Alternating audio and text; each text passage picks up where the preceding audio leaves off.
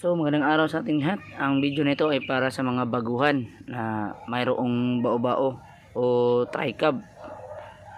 Badya ito ay isang Badya RE. So kung gusto mo magtipid, so tingnan mo ang video nito upang malaman mo kung paano ang mag-change oil ng ating unit. So napakadali lang naman. So una, tatanggalin natin ang kanyang drain plug at alisin natin ang kanyang oil filter. So ito pala ang kanyang oil filter. So matatanggal natin ito kahit wala tayong pangtanggal, kasi pwede na naman natin yung butasan ng flat screw at iikot lang. Pero mas maganda talaga kung may gamit kang pangtanggal. Ito pala ang kanyang drain plug.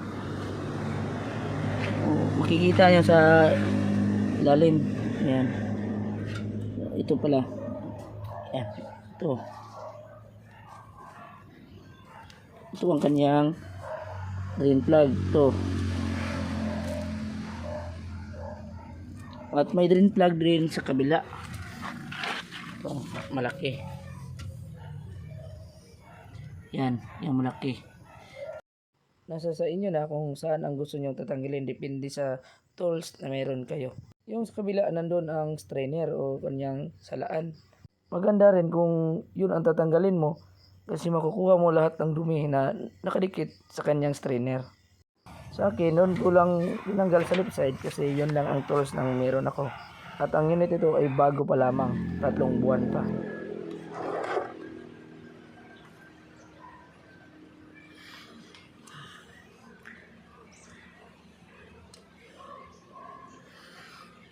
At sa kanyang differential, yan ang ating tatanggalin.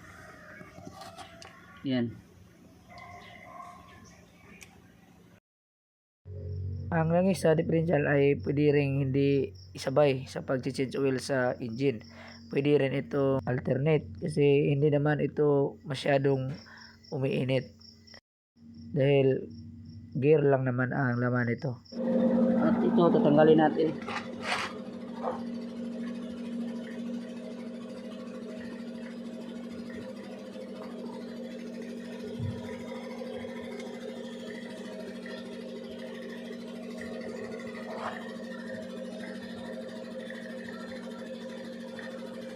So yan ang kanyang oil sa kanyang differential.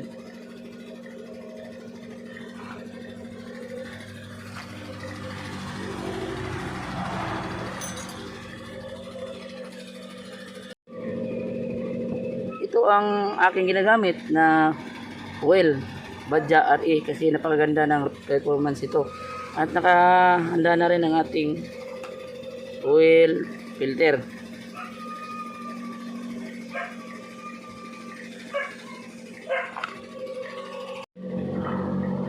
Ating tatanggalin ito para ating pahanginan para maubos ang lahat ng langis.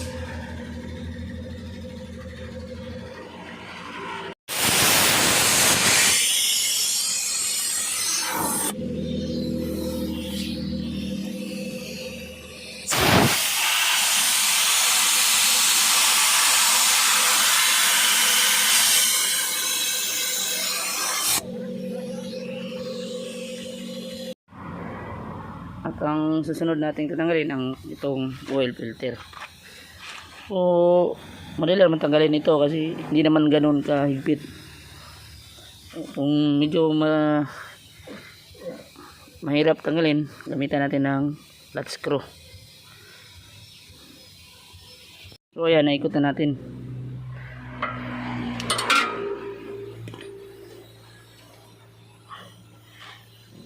Pwede natin nang butasin ng flat screw o star screw para maikot natin. Pero kung may pangtanggal ka, gamitin mo.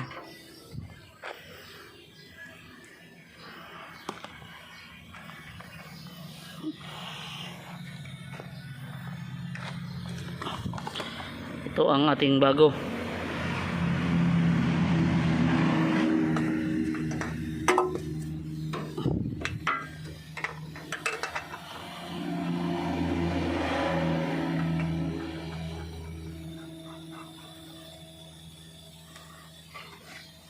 So, gamitan lang natin ng tila para mas maikot natin.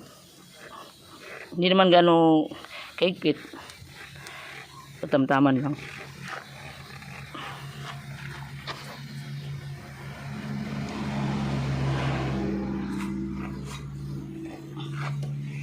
Ayan na guys, nahigpitan na natin ang ating oil filter. So gamitan lang natin ng kunting pwersa para mahigpitan natin, pero hindi naman ganoon kahigpit ang ating oil filter.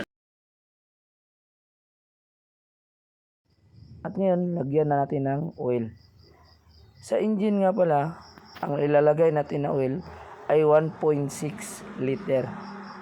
Mahigit 2 litro.